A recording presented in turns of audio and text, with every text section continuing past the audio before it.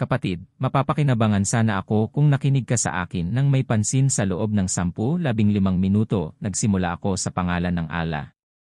Ang kalima ay ang pagkakakilanlan ng Allah. Ang kalima dawat ay ang paanyaya sa pagkakakilanlan ng Allah. Ang paanyaya sa pagkakakilanlan ng Allah ay ang paanyaya sa pananampalataya. Ang paanyaya sa pananampalataya ay ang paanyaya upang basagin ang mundo. Ang paanyaya sa pagsira sa mundo ay ang masira ang isang nilikha mula sa bawat mundo. Ang pagkakakilanlan ng Diyos ay nakuha sa pamamagitan ng pagsira sa mundo. Kung gagawin mo ang gawain ng pagsira sa mundo, kalimadawat o.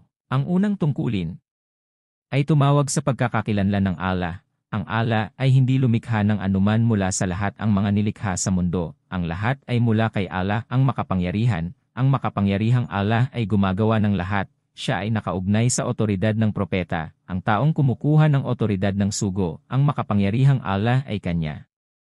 Ng kabutihan sa mundong ito at sa kabilang buhay, at ang taong hindi gaanong humahawak sa sugo, ang makapangyarihang Allah ay patuloy na dagdagan ang paghatol sa lahat ng uri ng kasamaan sa mundo at sa kabilang buhay. Ang Allah ay hindi lumikha ng anuman mula sa lahat ng mga nilikha sa mundo. Ang lahat ay nagmumula lamang sa dakilang Allah. Ang dakilang Allah ay gumagawa ng lahat. Ito ay isang tunay na wika. Ang katotohanan ng tunay na wikang ito ay parang isang maliit na buto ng labanos na inihahasik o itinatanim ng isang magsasaka.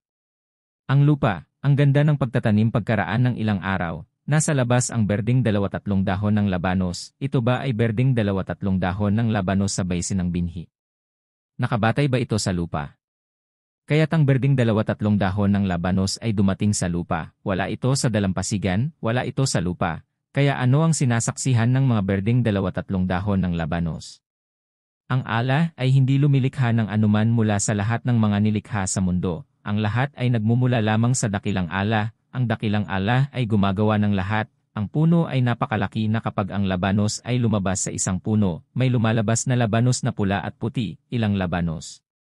Lumalabas na purong pula, may lumalabas na labanos ay purong puti. Ang dami ng puting karne na matatagpuan sa purong puting labanos, ito ba ang dami ng puting karne sa baysin ng buto? Nakabatay ba ito sa lupa? Ang dami ng panghinang na makikita sa puting amag na ito ba ang halaga ng panghinang sa baysin ng dalampasigan? Nakabatay ba ito sa lupa? Kaya itong puting karne at balat na dumating sa lupa, wala sa dalampasigan, wala sa lupa. Kaya ano ang patotoo nitong puting karne at balat? Ang Allah ay hindi lumilikha ng anuman mula sa lahat ng mga nilikha sa mundo. Ang lahat ay nangyayari lamang mula sa makapangyarihang Allah. Ang makapangyarihang Allah ay gumagawa ng lahat. Itong puting labanos aka ang dami ng berdeng dahon ng labanos na matatagpuan sa dami ng berdeng dahon ng labanos ay nasa base ng puting labanos. Batay ba ito sa dalampasigan? Nakabatay ba ito sa lupa? Kaya naman, itong dahon ng berdeng labanos ay dumating sa lupa. Hindi ito batay sa puting labanos, hindi sa buhangin, hindi sa lupa. Kaya ano ang pinatutunayan ng dahon ng berdeng labanos na ito? Ang Allah ay hindi lumikha ng anuman mula sa lahat ng mga nilikha sa mundo. Ang lahat ay nangyayari lamang mula sa Allah na makapangyarihan. Ang Allah na makapangyarihan ay gumagawa ng lahat. Ang isang magsasaka ay nagpapagal sa binhi ng labanos at sa lupa. Ang magsasaka na gumagawa sa kanilang dalawa ay may anumang tanda ng labanos sa batayan ng dalawang ito. So parang napunta sa lupa si Mulada bilang magsasaka. Feeling beach. Pakiramdam ang lupa. Kaya ano ang nasaksihan ni Mulada?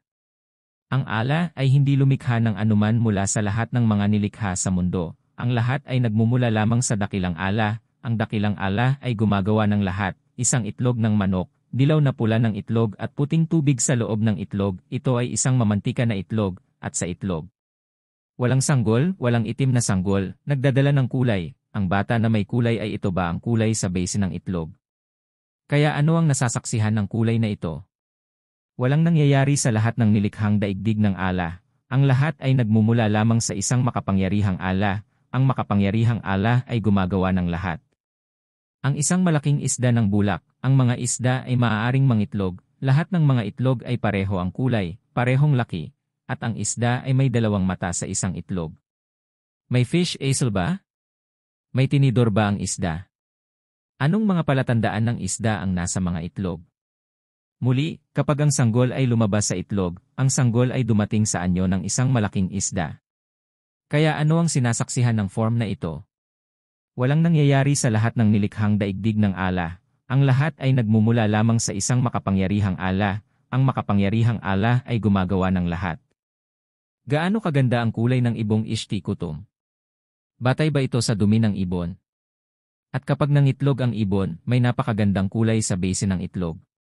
Muli, kapag ang sanggol ay nagmula sa itlog, ang sanggol ay kasama ang kulay ng ibon. Ang bata na kumuha ng form ay ang form na ito ay batay sa itlog. Kaya ano ang nasasaksihan ng kulay na ito? Ang Allah ay hindi lumikha ng anuman mula sa lahat ng mga nilikha sa mundo. Ang lahat ay nagmula lamang sa isang makapangyarihang Allah. Ang makapangyarihang Allah ay gumagawa ng lahat ng bagay. Ang isang tao ay hindi alam kung gaano karaming buhok ang nasa kanyang ulo. Alam niya sa pamamagitan ng dalawang mata ang umaga at gabi sa katawan, kung paano sa katawan hindi. Hindi niya alam kung paano siya huminga sa pamamagitan ng kanyang ilong, hindi niya alam kung paano siya digest ng pagkain. Pagkatapos kumain, hindi niya alam kung gaano karaming balbas ang kanyang mga pisngi, hindi niya alam.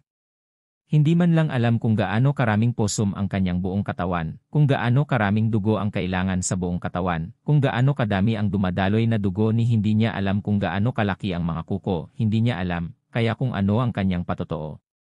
Tungkol sa ang Allah ay hindi lumilikha ng anuman mula sa lahat ng mga nilikha sa mundo. Ang lahat ay nagmula lamang sa isang makapangyarihang Allah. Ang makapangyarihang Allah ay gumagawa ng lahat simula mula kay Adam alayhis salam hanggang ngayon. Ang lahat ng mga tao na dumating sa mundo, ang lahat ng mga tao ay dumating sa ang mundo na may lamang luha pagkatapos Leah ay dumating sa lupa. Ang taong ito ay nakikita na lumilipad ng isang eroplano na tumitimbang ng toneladang-tonelada sa kalangitan. Ang isang lalaki ay may ilang buhok sa kanyang ulo. Ang mga tao ay walang kaalaman, gayon din may kaalaman ang mga tao na magpalipad ng eroplano na tumitimbang ng toneladang-tonelada sa kalangitan. Kaya ano ang nasasaksihan ng karunungan na ito? Ang Allah ay hindi lumilikha ng anuman mula sa lahat ng mga nilikha sa mundo. Ang lahat ay mula lamang sa isang makapangyarihang Allah. Ang makapangyarihang Allah ay gumagawa ng lahat simula kay Adam alayhis salam. Sinong tao ang nagdala ng kaalaman sa pagbabaybay na may suklay sa mundong ito? Sino ang nagdala sa lupa gamit ang karunungan ng isang spell ng karayom? Kaya lahat ng karunungan ng mundo ay nagbibigay ng katibayan. Ang Allah ay hindi lumilikha ng anuman mula sa lahat ng mga nilikha sa mundo. Ang lahat ay nagmula lamang sa isang makapangyarihang Allah. Ang makapangyarihang Allah ay gumagawa ng lahat simula mula kay Adam alayhis salam hanggang ngayon. Ang lahat ng mga tao na dumating sa mundo ay dumating sa mundo na walang laman wika, walang laman pagkatapos dumating sa mundo na may wika. Ang taong ito ay naging isang makata, ang isang tao ay naging isang pintor, ang isang tao ay naging isang propesor. Kaya isang makata na naging isang makata, ang isang makata ay sumusulat tungkol sa pag-ibig kung gaano karami. Romantikong mga salita, nagsusulat ng toneladang aklat, ang makata ay nagdala ng napakaraming salita ng pag-ibig sa mundo, kaya kung ano ang pinatutunayan ng wika, si Allah ay wala sa lahat ng nilikha sa mundo, ang lahat ay mula lamang sa isang makapangyarihang Allah, makapangyarihan sa lahat. Ginagawa ni Allah ang lahat ang puting laman ng isang maliit na labanos, ang mga dahon, ang mga berdeng dahon, na nasa labas, at kung ano ang nasa ilalim ng dalampasigan. Ang ganyang tao ay parang buto ng labanos, may luha lang sa puso ng tao, pagkatapos ay lumabas sa taong ito ang kaalaman, katalinuhan, wika, pagmamalaki, pag-ibig, pag-iisip, at big na nasa labas. Ediki ay sabay ng mga tao. Sa makatuwid, tulad ng isang bata, ay isang saksi, ang tao ay isang saksi din tulad ng isang bata, ang Allah ay wala sa lahat ng mga nilikha ng mundo, ang lahat ay mula lamang sa isang makapangyarihang Allah. Ang makapangyarihang Allah ay gumagawa ng lahat, siya ay nauugnay sa propeta, ang taong ang propeta, ang makapangyarihang Diyos, ay patuloy na magdaragdag ng paghatol sa lahat ng uri ng kabutihan sa mundo at sa kabilang buhay, at sinuman ang hindi tumanggap sa sugo. Ang makapangyarihang Diyos ay patuloy na magdaragdag ng paghatol sa lahat ng uri ng kasamaan sa mundong ito. At ang kabilang buhay ay nangyayari mula sa dakilang Allah. Ang dakilang Allah ay gumagawa ng lahat, ito ay isang tunay na wika, ang pangalan ng paniniwala sa tunay na wikang ito ay pananampalataya, kung ating susundin ang tunay na wika, ang pananampalataya ay lalago, ito ang ateba ng sugo, konektado sa ateba ng sugo, ang taong sumusunod sa sugo hanggang noon, naway patuloy na dagdagan ng makapangyarihang Allah ang paghatol sa lahat ng uri ng kabutihan sa mundo at sa kabilang buhay. Sa 10-15 minutong talakayan na ito, ang pagkakakilanlan ni Allah ay natagpuan. Kung ang isang tao ay natutunan ang paanyaya sa pagkakakilanlan ng Allah ng may pansin, ang kanyang puso ay magiging malinaw at kung siya ay nag-imbita ng mga tao sa lahat ng uri, kung ang imbitasyon sa pagkakakilanlan ng Allah ay ibinigay sa mahabang panahon, ang puso ay magiging dalisay, ang puso ay mapupuno ng liwanag, at ang pananampalataya ay magiging permanente.